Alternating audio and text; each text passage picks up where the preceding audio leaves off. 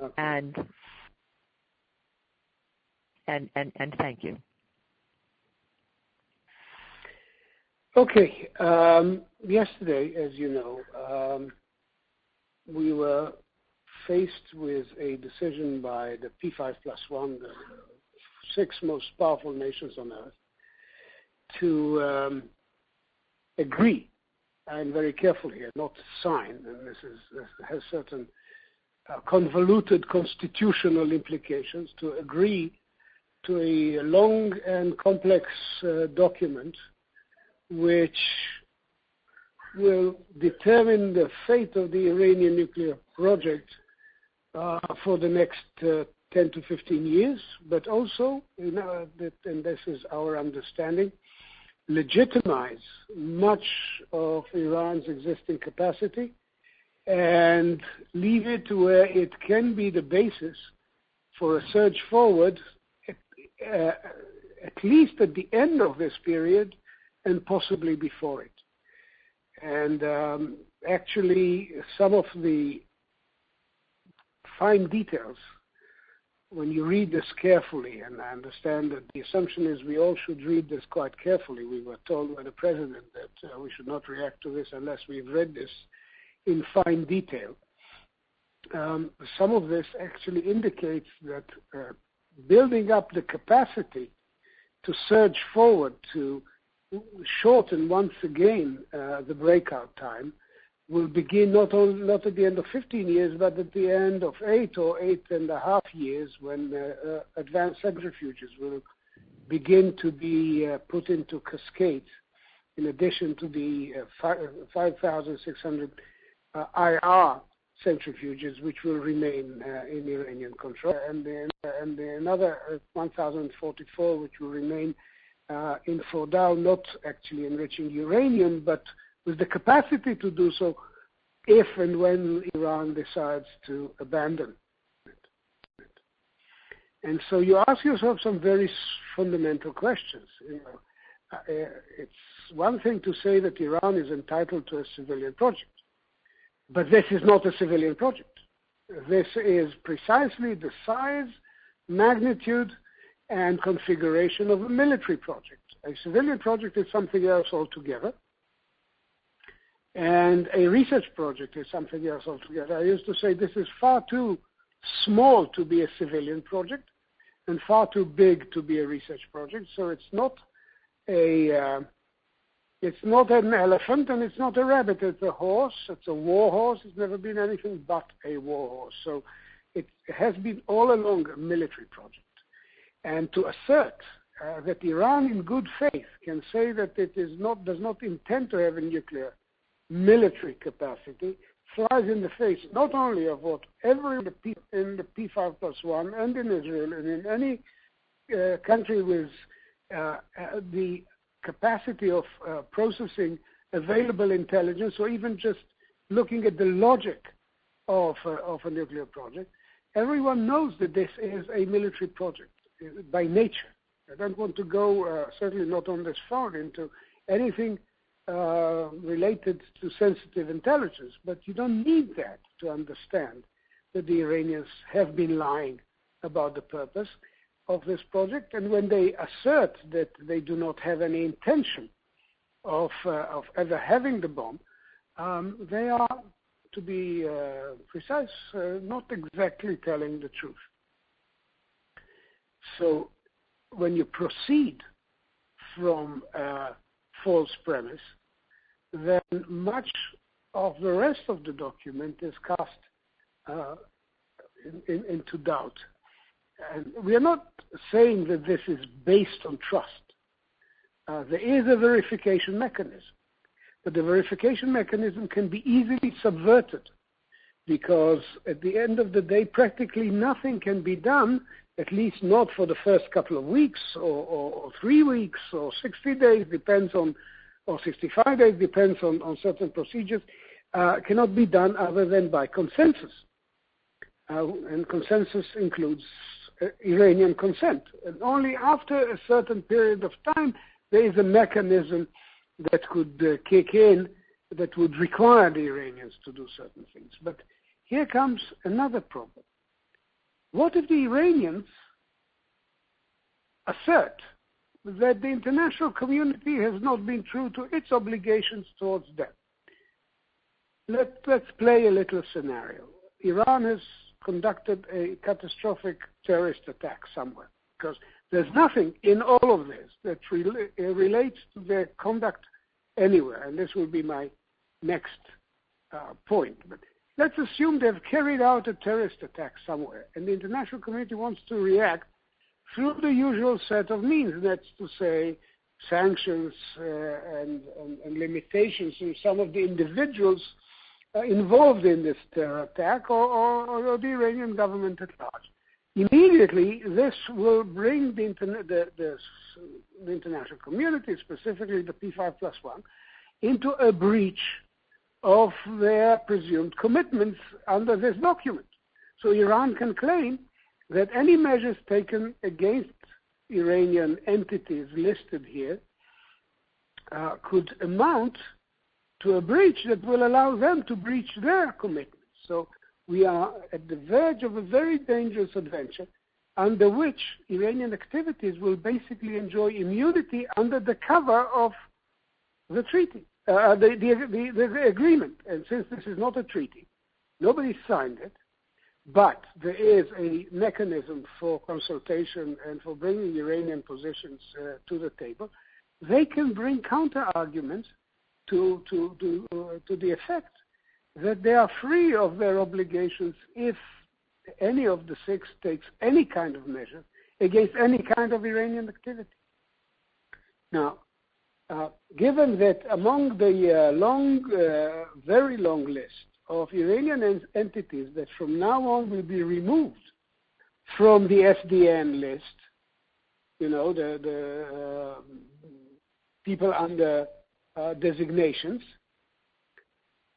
is, for example, a gentleman well known to us, Qasem Soleimani, the master terrorist, the man in control of the Al-Quds force, in other words, the international arm of the Pasdaran, the IRGC, the Iranian Revolutionary Guard Corps. Then it means that if he is caught red-handed in some act, and this is a man who's been involved together with Ahmad Monir, who met his death a few years ago, in every terror attack that Iran and Hezbollah conducted from Bangkok to Baku to Burgas and beyond. If any of this actually comes to light, and the international community, the United States government, feels obliged to do something about it, then this could bring the Iranians, could put the Iranians in a position to claim that this absolves them of their responsibilities under this JCPOA. The entire thing, by the way, is a very interesting constitutional device, because since this is not a treaty, it cannot be brought to the usual constitutional procedure of approving a treaty, and therefore we are going to face this convoluted situation in which you have to pass positive legislation to annul it if you so wish as American citizens. And then comes the veto question and all that follows. If this is so momentous, if this is one of the most important achievements of diplomacy since World War II, then why should this not be subjected to the normal procedures of treaty approval under the American Constitution? Is a question that raises certain eyebrows, but this is ultimately not our business. This is an American question to be settled by Americans. And all of this against the background of a situation in which Iran is currently on the march. And this is why not only Israel, but many others in the region, some more overtly, including the Saudis, who are open, almost entirely open, about their position, although it has not come officially on record from their leaders, but it comes from very well-established Saudi channels. in full support of the position the Prime Minister took, which is to describe this as a mistake of historical proportions. Israel and Saudi Arabia are not alone, but others are keeping more silent or are even, paying open tribute to this agreement, while we know very well that this is not their real reading of it. At the end of the day, we are looking at an Iranian regime which is committed to the destruction of the State of Israel and the Jewish people, which is also committed to broadening the scope of its control and influence across the region.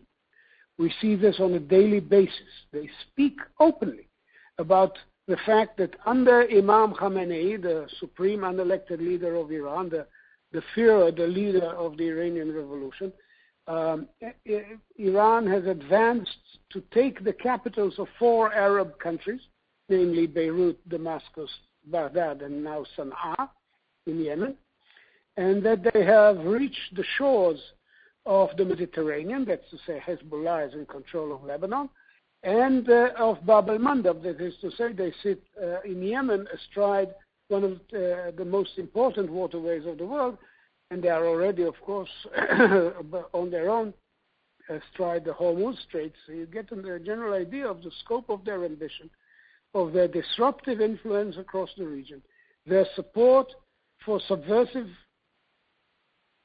forces, movements, organizations in the region and beyond the region, and their ambition to overthrow the existing international order. This is not just some radicals in the far right of the conservative camp in Iran. If you read carefully what this fine, smiling fellow Rouhani says, Iran remains, even under more flexible and sophisticated leaders, in the business of overthrowing the international order, diminishing and defeating American power, utilizing the current crisis in the Arab world, the disintegration of Syria and Iraq, and the rise of IS to assert its right to interfere and invade and take large areas of the Arab and Muslim world.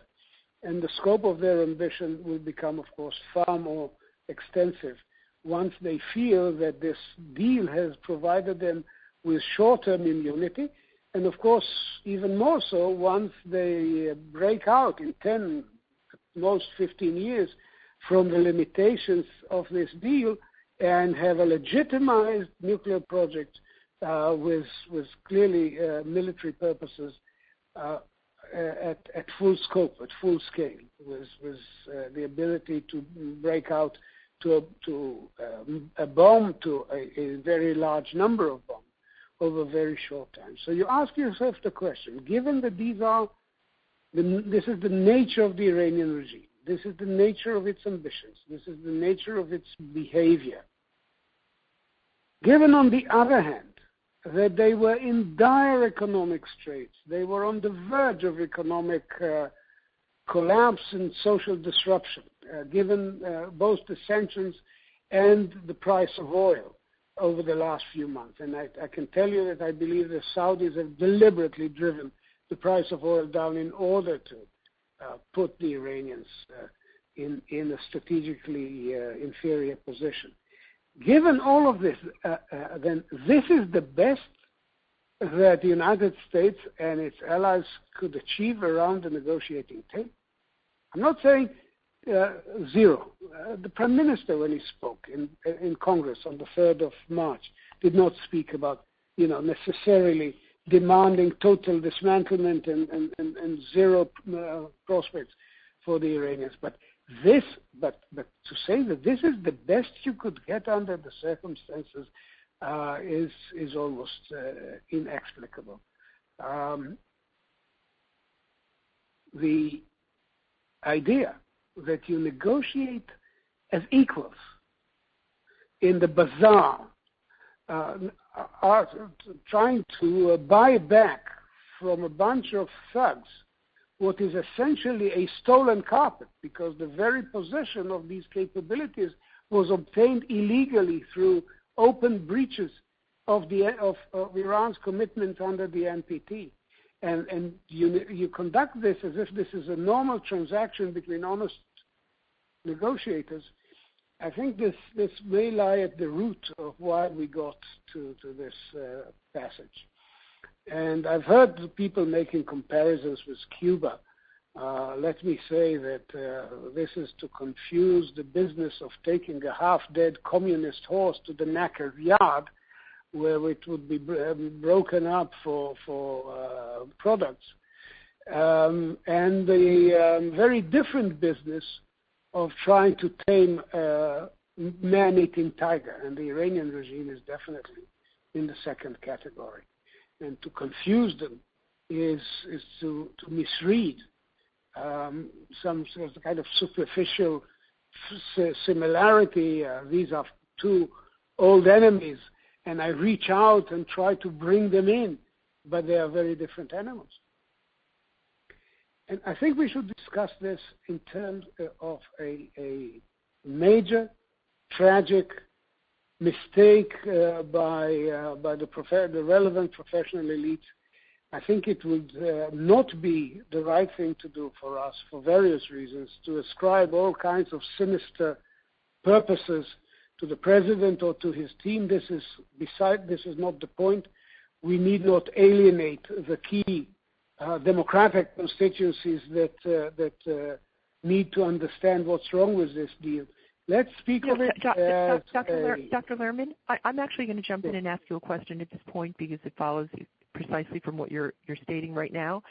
If you stand in our president's shoes, however, even he has admitted that at some point, whether it's 9, whether it's 10, or whether it's 15 years from now, they will be a month or so away from a bomb. So how does our American president... 15 if the agreement is followed to the last dot. That's right. This is Iran. We can assume this will not be necessarily the case, and the foundational elements for breakout possibility will begin to emerge by the end of 8.5 years, when they begin to put their advanced centrifuges into cascades. But if you're the president, it's less. So if you're the president, you're aware that at some point, whether it's 8, whether it's 10, or whether it's 15 years, they will have the capacity within a very, very short period of time to build the bomb.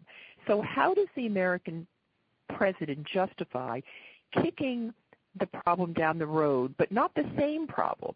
Because the problem presumably now, as we sit here today, or as we were even 4 years ago, would have been and is easier to deal with in let's say, either a war or sanctions.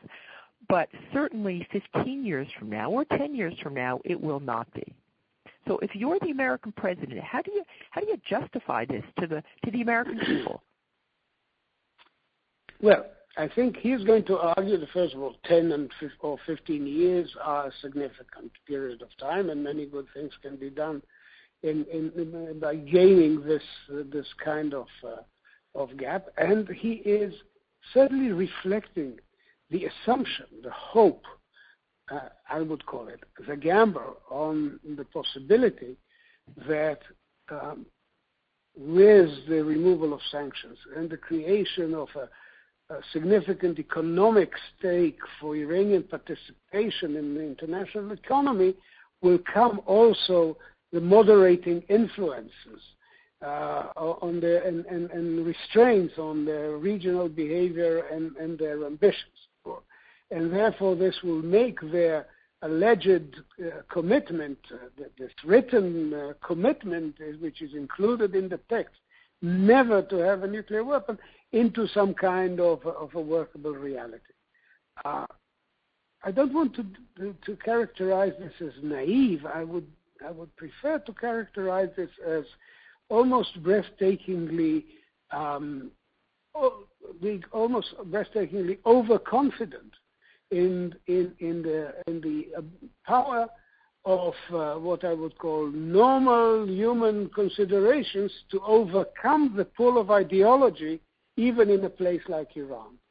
It's very, it comes naturally to a whole class of people raised on basic Western principles, that once given a decent opportunity to have a better life for themselves and for future generations, people will instinctively choose that option over the resumption of a hostile course of action and of conflict and of global strategic ambitions.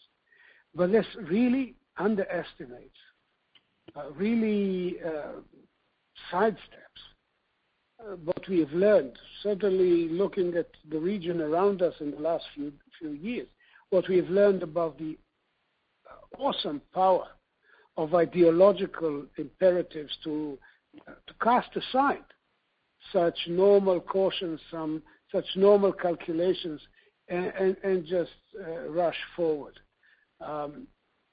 We saw this in 9/11 when Afghanistan and its leaders decided that they can gamble everything on lending their support to Al-Qaeda. We saw this with Hamas, where it was the military wing and Hamas as an organization who were willing to put their own peoples through immense consequences just to be able to lob a few missiles at Israel. And so on and so forth. The power of ideology is very strong, and sitting across the table from two well-spoken, smiling Iranians with a good command of English can actually blind negotiators to the fact that lurking behind them are the IRGC and Soleimani and Khamenei with his tweets on the extermination of Israel, and therefore to conduct the negotiations as if this is a legitimate partner, but they are not. And this would not have been a bad agreement if it was supposed to say persuade in Israel we often say the Finns, as an example of a righteous nation, and they had a nuclear program, and there had to be a mechanism based on a certain understanding of their intentions and purposes, how to bring this to closure. But this is Iran, a country that has been in open breach of previous commitments, was caught with its two hands in two different cookie jars, one in Natanz and one later in Fordo, was involved in blatant defeat of the IAEA and departure from its nuclear commitments, still lies about the nature of its military project, and I'm afraid that the agreement does not actually provide with a full closure and disclosure of their past military activities.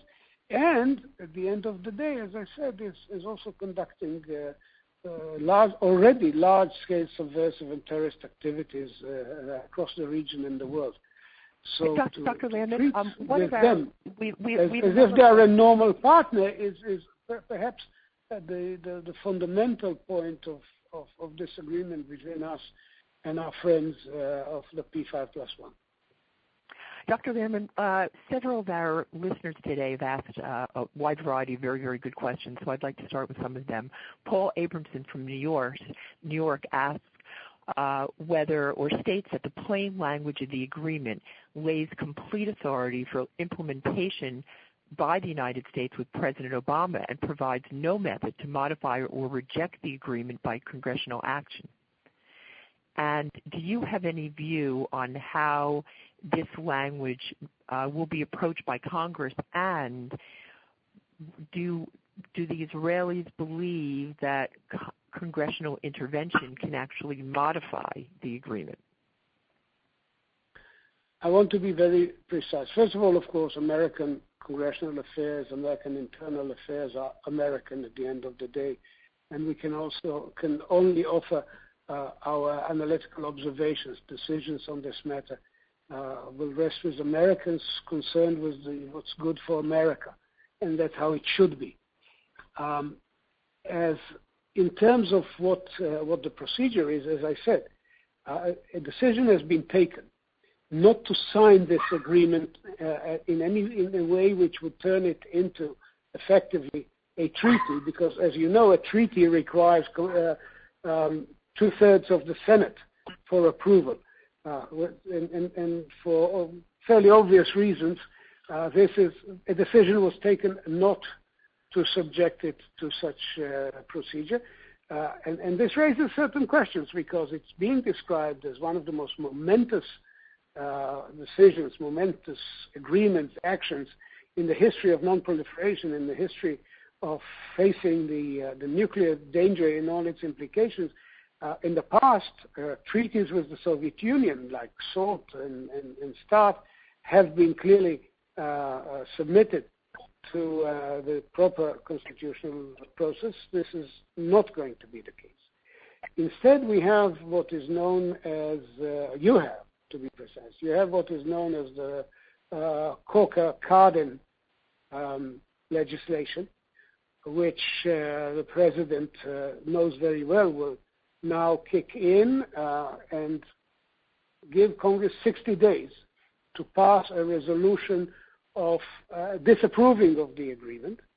And during this 60 days, the agreement itself cannot come into implementation, because the sanctions on Iran cannot be lifted by executive action before Congress has spoken. But since this requires a positive act of legislation, not the constitutional act of consenting to a treaty, it will actually be subject, like any other law in the United States, to the possibility of a veto by the President, which he already said he will cast, and then it will require a two-thirds majority in both houses to override this veto. This is the constitutional situation resulting from legislation as it stands. Now, will there be enough people on both parties, and that has to be the case. Any two-thirds majority will by necessity have to be bipartisan, and I assume you all understand the implications of that. Will there be a bipartisan body of opinion strong enough to look through the fine and resounding promises being made in support of this agreement? Read the text very carefully. Look for the loopholes. Look for the weaknesses.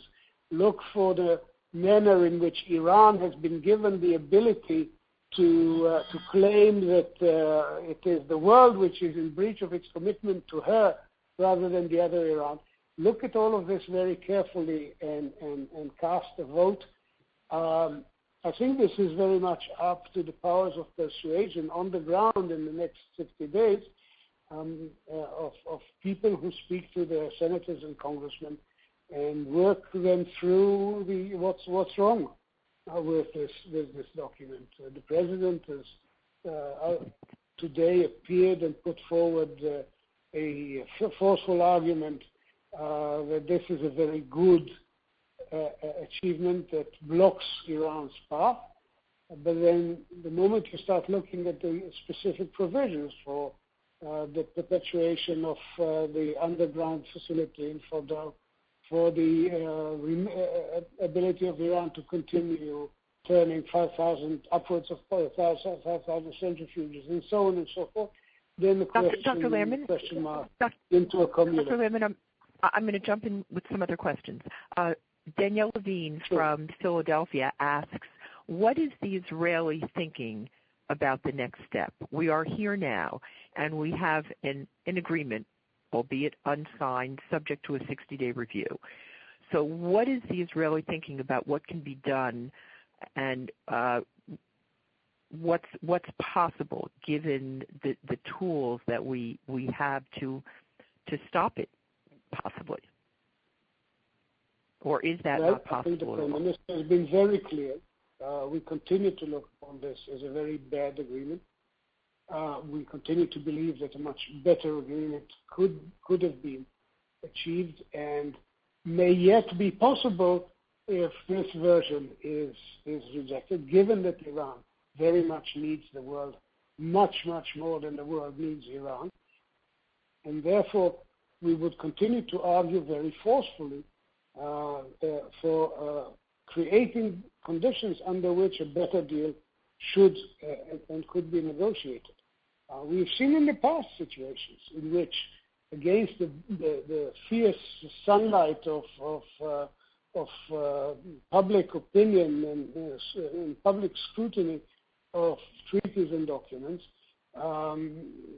Congress decided that they are unacceptable. And it very much now depends on the capacity to persuade good people, honest people, to put aside the partisan aspects, to avoid any attempt to turn this into a partisan fight, a political power game, and look very soberly at the provisions of the agreement and at Iranian behavior in the region, and people should be asking themselves, what is it that we are actually being asked to lend our support to? Jacob Navone from New York asks that given that the genie, in a sense, is out of the bottle, even if we could get our Congress to reject the deal in a veto-proof way, would Saudi Arabia, Egypt, and others still be so worried about the Iran going nuclear that a nuclear arms race in the Middle East would still not be avoidable? Well, I think they're all looking to see if America will take a robust position. And I can tell you that most of them are getting increasingly worried that what they are seeing now is not robust enough. So this is what is driving them to at least give a thought to the alternatives. If a better deal is pushed forward in a way which signifies the real balance of power between the international community and a country like Iran, for all its bravado, I think this will help contain the regional outbreak. But if not, if the general assumption is that this agreement reflects a failure of will on the part of the West and the part of the United States and the part of the international community, then the prospect that they will all try to buy the proper insurance one way or the other, that prospect becomes much more real. Robert Kravitz, also from New York, asked a question about the provisions regarding European and American protection against sabotage. Do you see the anti-sabotage provisions in the agreement as worrisome with regard to the Israeli ability to engage in a military action? And would this pit Europe and the United States directly against Israel? So would those provisions create a situation where the United States and Europe would be breaching the agreement if they did not actively stop Israel? I think that there's no way I can answer this question without either affirming or implying certain things that I have no intention of doing under these circumstances in an open phone call. Another question is, what does the agreement say about the Iraq light water reactor, and what does the agreement mean for Iran's ability to rearm Hamas and to further bolster Hezbollah? Two very different questions. First of all, the Iraq reactor is a heavy water reactor. We have been told consistently that Iran would be required to shut down this heavy water facility and turn it into something else, like a light water reactor, if at all. In the end, we are left with a heavy water reactor, which raises certain questions. I have to say that there is quite an elaborate, almost an exceedingly elaborate set of provisions to ensure that this cannot easily be used for the production of plutonium. And here again, the sunset clause. Iran will not have a reprocessing plant for 15 years and does not intend to have it later. What kind of a language is this? It's prohibited for 15 years, and then it states it does not intend to have it later. Well, it may decide after 15 years that it does intend to have it. It didn't intend in 2015, but it will intend at the end of the period. And so we must all remember that 15 years for a country like Iran, with its long historical sense of identity and purpose, 15 years fly very quickly. So even the reprocessing provisions, which are quite explicit, actually in effect expire after 15 years. As to Hamas and Hezbollah, well, two different propositions. Hamas, of course, is not an Iranian proxy. It is an Iranian ally. Hezbollah is a fully owned Iranian proxy, which has already taken over and hijacked the country of Lebanon for all intents and purposes. Both of them enjoy Iranian support because of their commitment to the destruction of Israel. We have seen, and being very careful, we have seen indications in the last year or so of a difficulty for Iran to fully fund its support operations for terrorist organizations across the region. But clearly, the huge flow of funds to Iran from escrow accounts, from upheld payments for Iranian goods, mostly oil and gas, and ultimately from the flow of business which will be resumed, we will be looking at tens of billions being made available to the Iranian authorities as a result of the implementation of the agreement.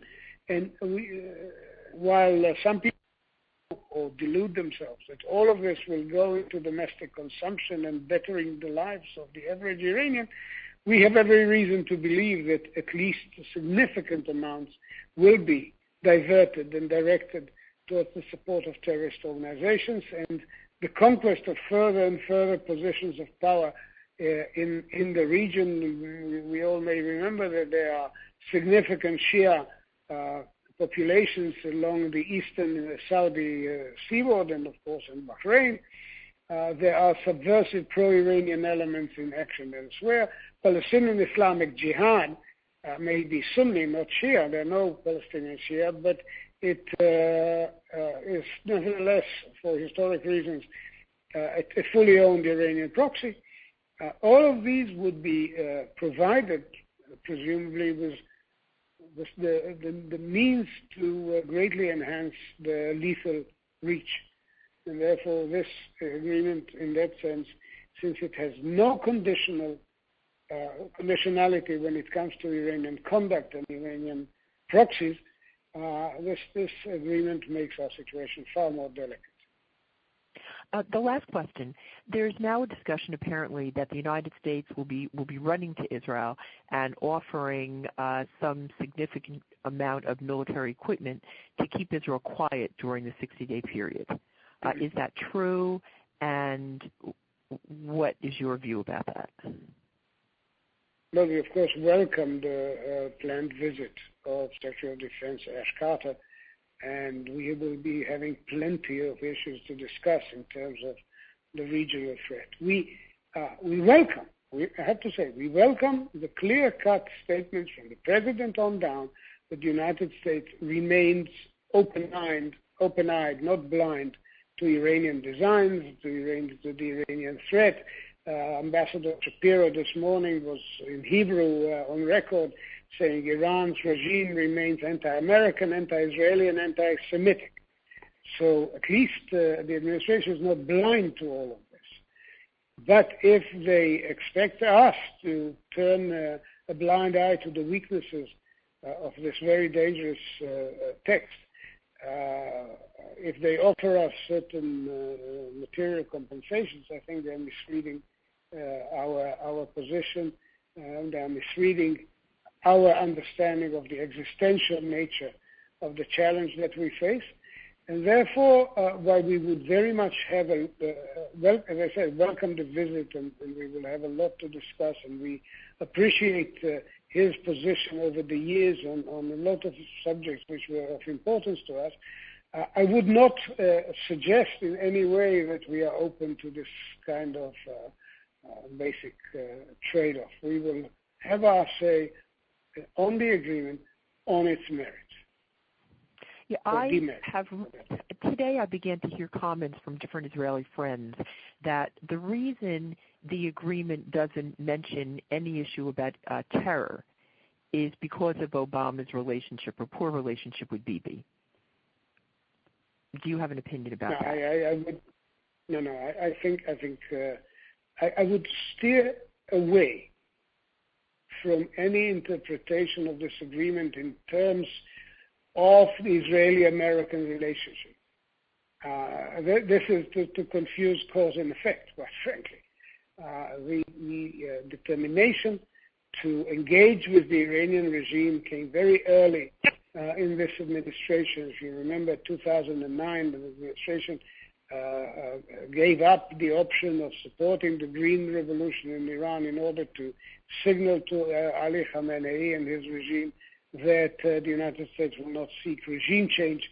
There was nothing at the time that was remotely connected to the Israeli-American disagreement or some personal issues. This utterly irrelevant. This was irrelevant. This is where I would keep Israeli politics and American politics out of this debate. It has to be conducted on the merits and the weaknesses of the respective positions as to whether or not this is a good agreement. Dr. Lerman, first of all, I just want to say that we are so grateful for your insight and for your time this evening. I want to thank everyone who's joined us today and everyone who has renewed their contributions and their commitments to American Friends of Likud so that we can continue to provide such incredible insight from our dear friends, the leadership in Israel, and provide those direct opportunities for you, all of our members and contributors. I want to thank you again. I want to thank Sarah for her phenomenal moderation and getting as many of the questions that have been emailed to us in as possible. And I look forward to having everyone on the line again at our next AFL conference call briefing, Insiders conference call and briefing. Again, Dr. Lerman, I appreciate you staying up so late to join us, and we look forward to seeing you again when we're in Israel. Glad to be of help in difficult times. Thank you. Thank you. All the best. Bye-bye. You're welcome. Bye.